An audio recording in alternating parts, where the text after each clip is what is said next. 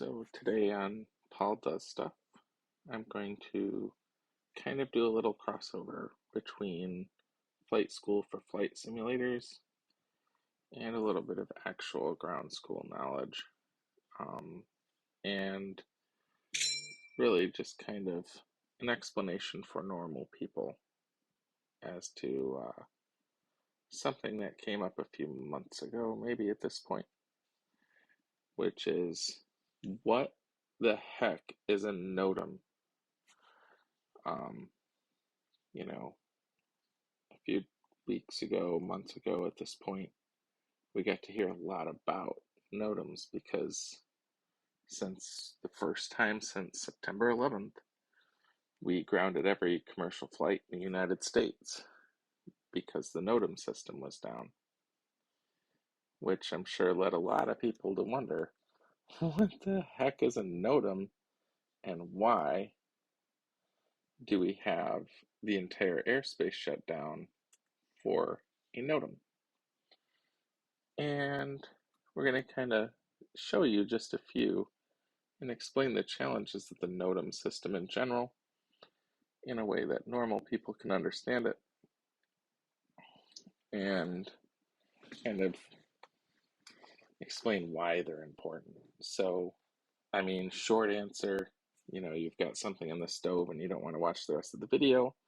A NOTAM is what we now call notice to air missions, um, which is a little clunky of a name. It used to be notice to airmen, but they're trying to be gender inclusive, but also inclusive of unmanned air systems, basically drones. You're not really an airman if you're sitting there with a controller, but you do need to know, well, some of the stuff on the NOTAMs. Um, and if you're flying a transport flight for an airline, you can't really safely take off without having a full briefing package, which includes your NOTAMs. Um, Really, all pilots are supposed to read them, even drone ones. But as you're going to be able to see, there's some problems with it. And it's not necessarily the computers themselves, although the government doesn't have the best track record at IT generally, surprising literally nobody. But that's less the issue. That was a software thing. They had contractors. The government hired someone to make this system. They didn't do it themselves. So, um, the true failings of that system kind of point out maybe they need better processes. But what I'll point out is, on a grand scale, people aren't reading these NOTAMs anyway. And I know there's going to be people that just kind of gasp, like, what do you mean? No, you know, we all read the NOTAMs. Oh, what are you talking about? Of course we do. We would never dream of taking off without doing a proper briefing. I mean, you know, the FAR says we got to be well prepared and aware of weather and stuff like that. But really, are you? I mean, I know we all punch it in and we take a look, but are you really? Do you understand everything in that NOTAM? Let's take a look. So here, I just went into the flight service, 1-800 Weather Brief, and I asked it for the NOTAMs for KVLL. This is my local um, uh, municipal airport. It's where I do my training flights. And I didn't ask it for like a full briefing in this case. I just said, give me the NOTAMs for Troy Airport. And sure, yeah, we look at this, and a normal pilot's going to go, okay, crane, tower light, trees, trees, trees. The stupid altimeter one, airspace, blah, blah, blah, unmanned air system, don't care, don't care. And they'll go, yeah, I read the NOTAM, that's great. But did you? What? Like, this is 1.4 nautical miles from the airport and 136 feet above ground level. You and I both know this is not a risk just by glancing at it. On an obstruction tower light, antenna structure registration 100604, and it's unserviceable too. Now, here's the thing about some of this stuff. This has been unserviceable for quite some time. And, this one's only 0.7 nautical miles away and it's 225 feet tall. It could theoretically be of interest to somebody, but I'm flying during the day. I'm not too worried about this. But honestly, did we even plug this bad boy in and see where this tower is? Usually we don't, right?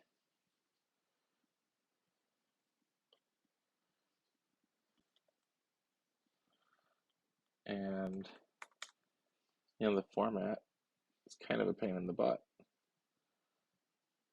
But as it would turn out, this tower is,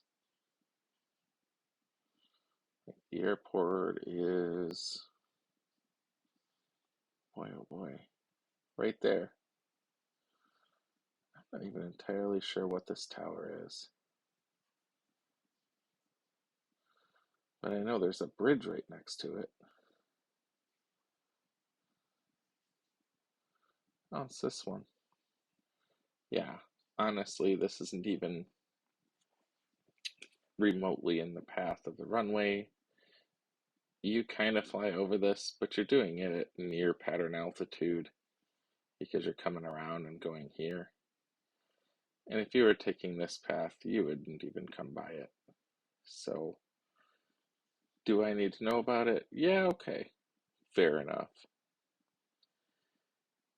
And obstruction trees, 550-foot southwest approach end, runway 10, 28 feet above ground level, not lighted.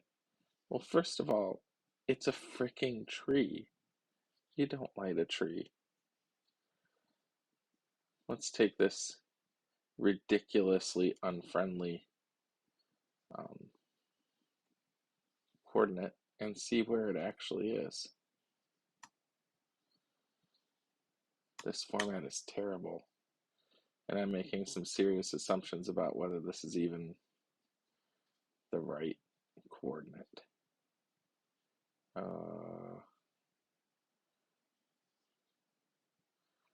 See, this is, oh, right, Mexican town, so I don't even think I'm processing this correctly. This is miles away. Wonder if it's that. I'll be willing to bet it is.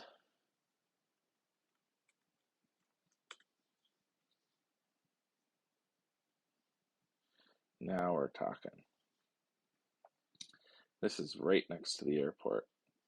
But you know what? It's across the street. And it's a tree.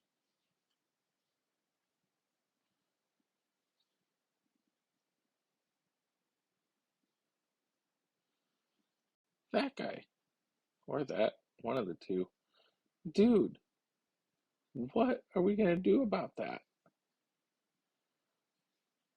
That's not within 50 feet of the threshold. I should be well above that tree. But you and I both know. Everyone's going to take one look at this and go, dude, that's 28 feet of tree. What? Why are we putting out a NOTAM for this at all? But what if someone buried an important tree in here? Anyway, Autoland. Dude, nothing coming in here has the performance category to do Autoland. Maybe something. But this NOTAM is at practically every airport in the United States. Is this truly necessary to be there? So worse, this, I don't even know what SVM says.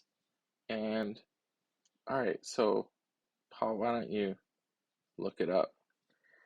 It's not even an approved NOTAM contraction. SVM, phrase not found. I'll scroll down to S just for fun. It's not here. No, I'm sure it stands for something. But this is someone flying a drone. Honestly, I don't know what I'm supposed to do with this data. Mind you, we have some helicopters,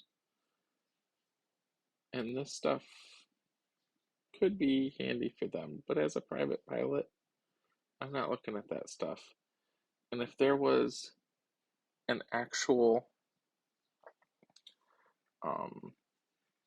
like charter jet or an airline can't fly out of this, it's just too small. But if it could, they'd get all this stuff too. And this is literally just for KVLL. And somebody would be like, Paul, no one uses flight service anyway. What are you, poor? Um, everyone uses ForeFlight. Bro, it's not better. I mean, ForeFlight is really good. It has graphical stuff. It's explaining, all right, here's the charts that you actually need to look at. I don't have to go to aviationweather.gov and Slidos and all this other stuff to see what the weather is. I just told it I was going to take a practice flight to D98, which is Romeo, because you can't just say I'm going to fly the pattern in ForeFlight. It won't brief you. But this is so much worse. I mean, and to be fair, ForeFlight makes this a lot easier, right? They do kind of group these things. This is your obstruction within 10 nautical miles. These are your same things. And if I wasn't sure, I can do that. And it turns the plain text on. It takes out some of the slashes and other stuff. The trees, of course, have no antenna structure, number, or whatever, but trees growing at 18 feet AGL. And these airspace things, well, aerodrome, there's your 5G thing. It does break it up and make it more easy. But, we also have other problems. There's an instrument approach, circling category C, visual 2, I guess. I'm not an instrument pilot, so I don't know what this means, but I do know they're talking about instrument approaches. I can ignore it. This is kind of embarrassing. So they're saying in all of this, hey, make sure you understand all these procedures have been updated to say from runway 927 to 1028. So this NOTAM is here since July 22nd, and it'll be around till July of 2024. Here's the problem. Not only was that not necessary because the published information for this airport now specifies 1028, but this renovation was done in October 2021. So even if this were super important, it took them almost a year to come out with a NOTAM.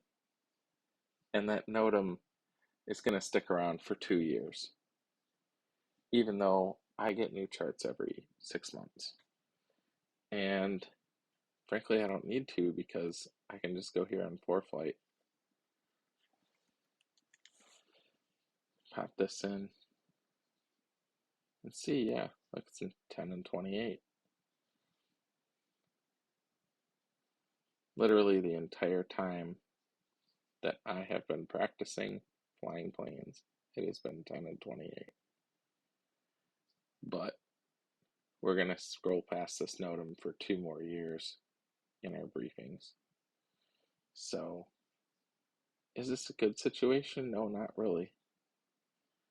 And this doesn't even get into the destination, which is, of course, the same thing. The en route navigation. This is terrible. So, even turning on plain text, which makes it slightly more readable, I get to now know about every possible thing about VORs, TACANs. Now, is it important to know that a VOR and TACAN are offline? Absolutely. But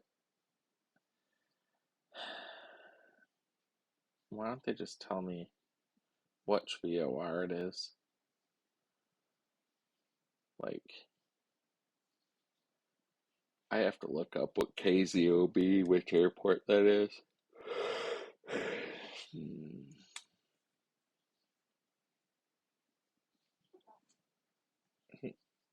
Oh, that's the ARTCC. So they're telling everyone here.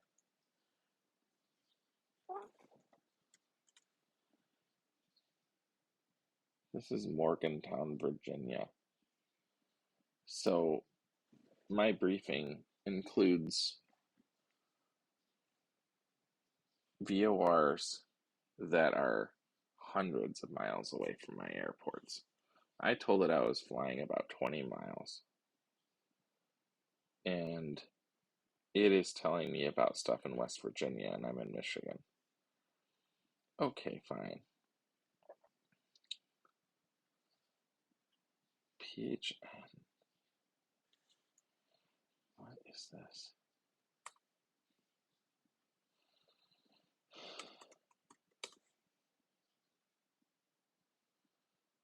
St. Clair County. Okay, that's up in the thumb. At least it's in the right state. Except it's over here. Apparently Class E service isn't available there permanently. Why do I have a feeling it's not marked as Class E up there?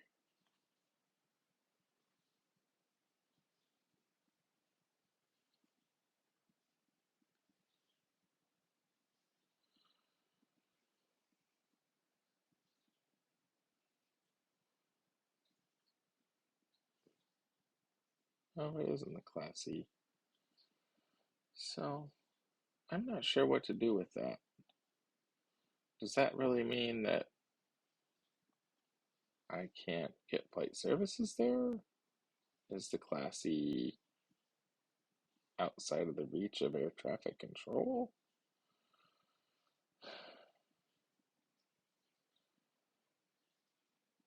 It's so weird.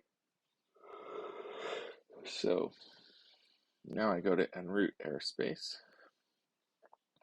We'll turn on plain text just to save our sanity. Most of these airports are nearby.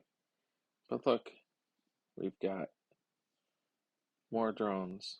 At least this one has some latitude and longitude. Be willing to bet it's even reasonable. Whoops.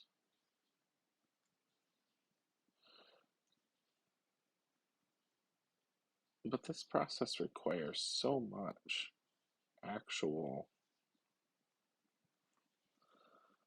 like, mental processing if you want to be absolutely certain. Now, realistically speaking, again, we're kind of expected, oh, you can clear this out yourself.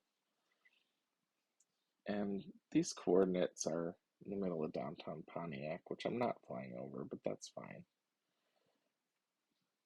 The problem is that you never know what's going to get you.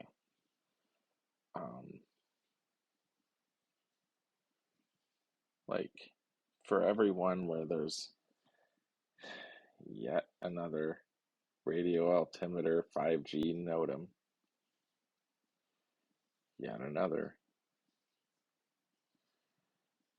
and we're going to miss that there's a VASI that's unserviceable.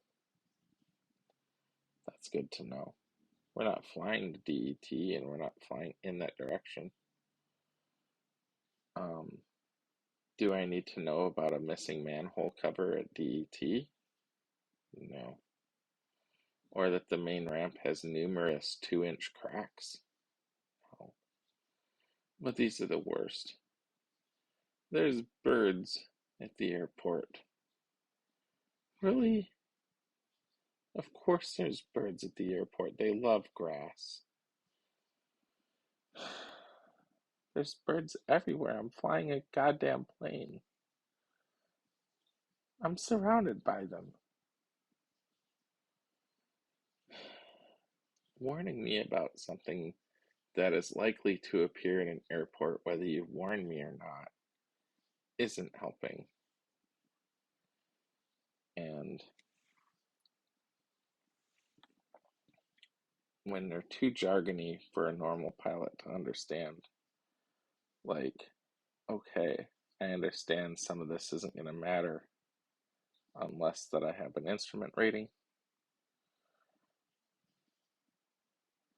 I hope this doesn't hide anything that might kill me.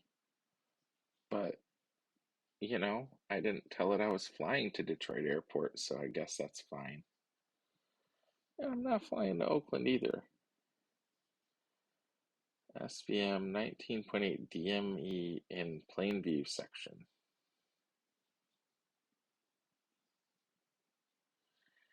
I know this is a VOR.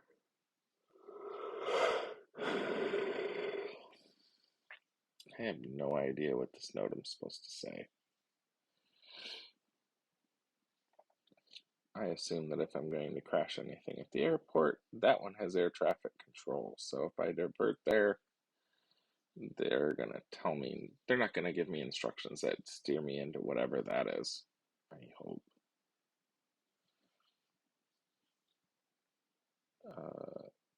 Apparently, there's 5G interference in Livonia. That's only 30 miles in the wrong direction. For helicopters at St. Mary Mercy Hospital. Bro, I'm flying a Cessna 172. I can't land on a helipad. Now, the Red Bull guy did land on a helipad, but that wasn't a Cessna 172. That was a modified bush plane for stall. And that guy was a BAMF. Like, this isn't for me. But this is the stuff that's going to get you. I told it I was going to D98. 5070 is the airport and next to it, right? And it's telling me runway 119 is closed. And the funny thing is that I know it's closed because it's a grass runway and they haven't opened it yet. Runway 119 is that guy. It crosses the main runway and half of it's grass.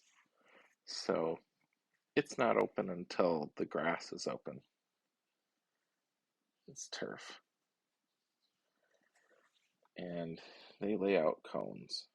I mean, useful. But when you mix it in with all these radio altimeter, which apparently also don't work at Ray, but if something happened to me at Romeo, I'm heading to Ray. And I mean, I know this is going to be closed until the 15th of May, which is very reasonable. That grass isn't ready yet. But this is the stuff that'll kill you or screw over your day. And it is buried right over here in between the copper RNAV, 5G, some dude with a drone.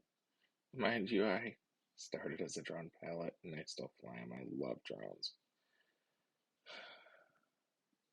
I always thought, well, what if someone were to hit my drone with a plane? It would be cool if I could warn them I was flying a drone. Well, we're never going to be below 400 feet.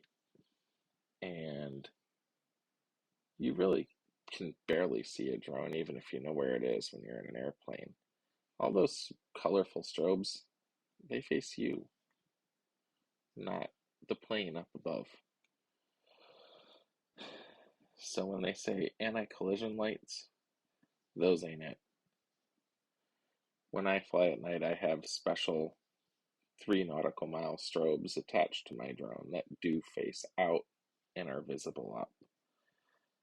But I also don't fly within 400 feet of an airport because I understand that regardless, it's my job to get the hell out of the way as a drone. Drones never have the right of way. But if you don't scroll through all of this, and my God, is there so much? Do I need to know that this gate at DTW is closed to aircraft with a wingspan of more than 170 feet? Well, that is Detroit Metro Airport. And not only is that way out of the range of where I'm flying, but I can't pull a Cessna 172 up to gate A124 anyway, and if it did, my wingspan's less than 170 feet. I'm probably good. There's no good way to filter this stuff and say, I don't care about this. I can't possibly care about this. I'm not instrument rated. I am not going to divert to something even further away than my source and destination. In the event something gets so bad that I might have to divert that way, I don't know, like a chemical spill that manages to take out all the airports in between wherever and DTW. Even if I was a big airplane that was more than 170 feet, even if they chose to have me dock at one of those, I'm pretty sure that air traffic control would not tell me to go to gate A21. And if they did, that would be kind of on them. I mean, realistically, they can point and say, hey, we warned you. Man, look at all this stuff. I'm supposed to read all of this every time before a flight. All of it. Just in case. Maybe I'll divert to Ypsilanti and pull out an instrument procedure from 2 years ago and just get confused by the fact that the runways are wrong. It's not a thing. I mean, oh my God, and this is in gross eel. None of this is something I need. And this is the other unverified. Oh my Lord. This is every tower that is not lit in Metro Detroit. Now, they're really important if you're a helicopter. I already have a minimum safe altitude. It's on the maps. If I fly below 1,300 feet, I take my life into my hands. 1,500 feet here. I mean, look at this stuff. 1900 feet. I shouldn't be, even if one of these lost its light, it shouldn't make much of a difference to me because I shouldn't be at 1700 feet over here. I should be at 1900. Like, and when I'm here, I'm being factored by air traffic control. When I'm over here, I'm being factored by ATC. I don't get to make a choice. And in the unlikely event I ever go to DTW, I mean, I might have to just to say I've done it for like, you know, like my training. I'll be way under air traffic control. Depending on my approach, I may be way out here.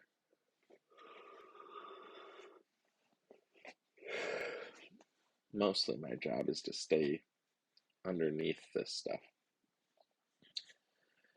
The NOTAM situation has been out of control for a long time. And all of these nuisance notifications here, even if your pilot got them, I've seen international flights with these. They're hundreds of pages long. There's no way they're carefully reading all of these. And I know it's not happening because there have been multiple commercial flights that missed important notifications mixed in with the tower and 5G notifications and everything else. There was a flight shutdown over Ukraine a few years back, and the NOTAM was just legal gibberish. It was just a list of these lat longs. It was completely unreadable.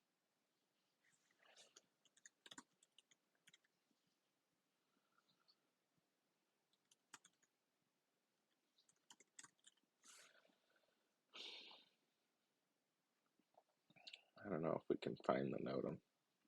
It was really badly written.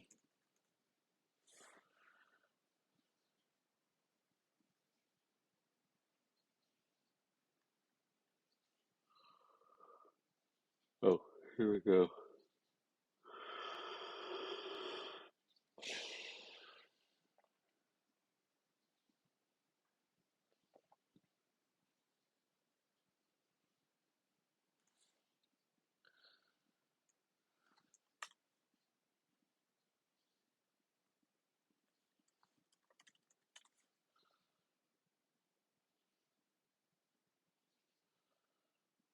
I mean, a lot of these people are going to do a much better job of trying to explain this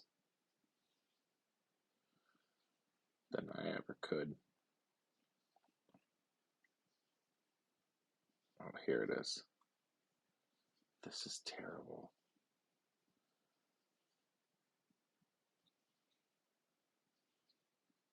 Temporary restricted area installed within FIR.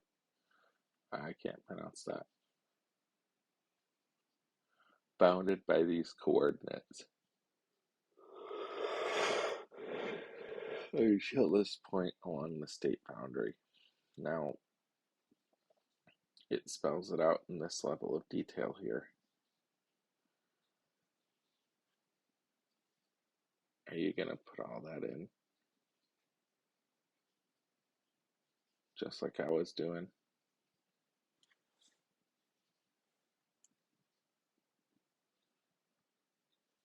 When this is buried in 100 pages.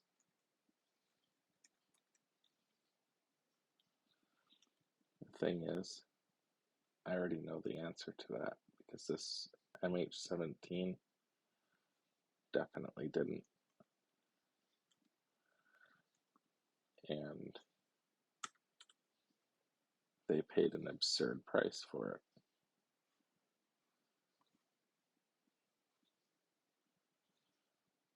So it took me that long just to get one of these points in here. And I know, right? You can use software. No one's raw parsing these, are they? Well, MH17 apparently was. And they went temporarily restricted area, da da da da da, restriction not applied. So the thing about a restricted area is if you're cleared through a restricted area, you can go through it. Flight isn't always prohibited.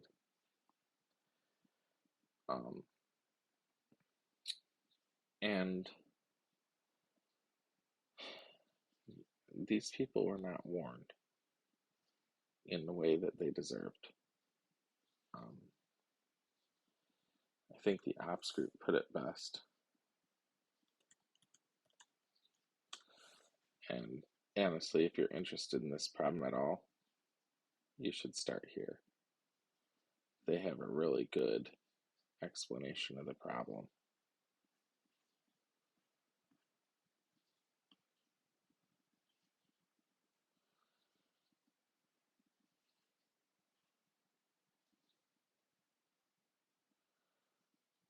Runway 624 closed. Then you look at this. Temporary restricted areas. Russia is very fond of them. A lot of Eastern European countries. Air traffic control will keep you out of those areas.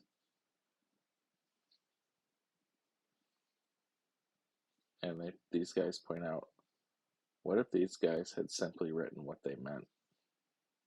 In the past 3 months, 14 aircraft have been shot down in the eastern part of Ukraine, including one on Monday, which was at flight level 210.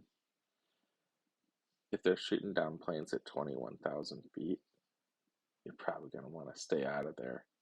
There's no way Malaysia Airlines understood this risk.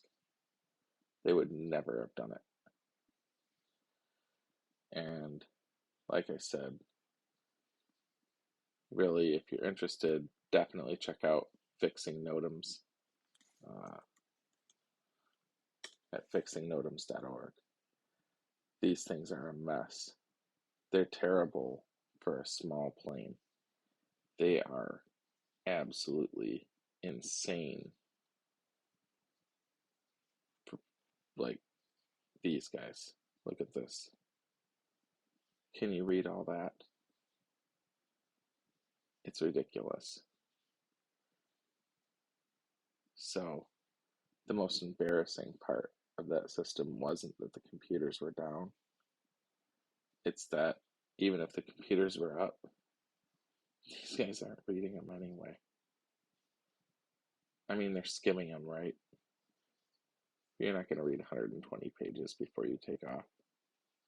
Not when they're packed jargon and you actually have to decode this stuff to understand what they're even talking about. And the solution isn't for flight, right?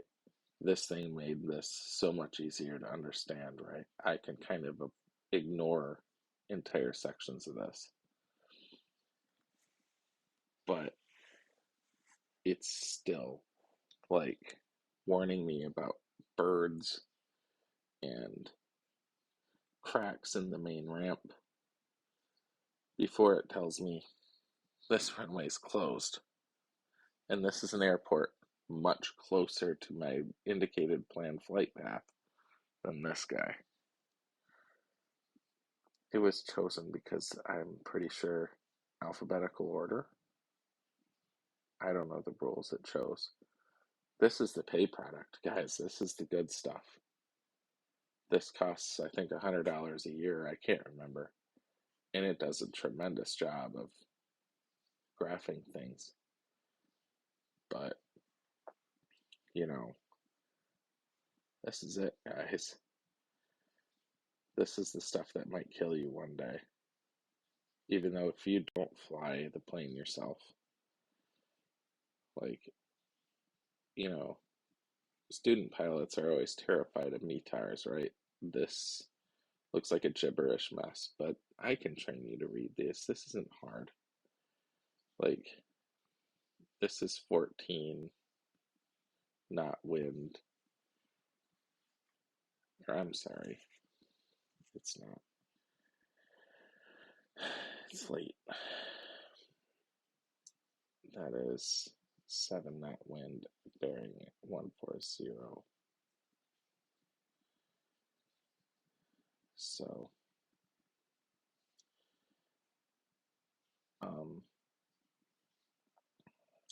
10 statute miles visibility, altimeter 29.92.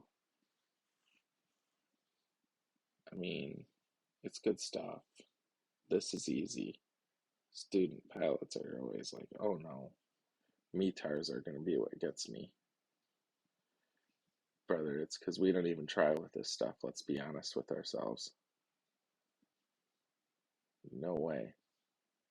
Scroll through the 18-foot tree notifications, and maybe at some point you'll find out that one of your possible diversion airports has a closed runway. And I feel for these commercial pilots, man. I don't know how they do it. And I think their point is they do their best. What a mess. Anyway, thanks for listening to my rant. Hopefully you learned something. And have a great evening.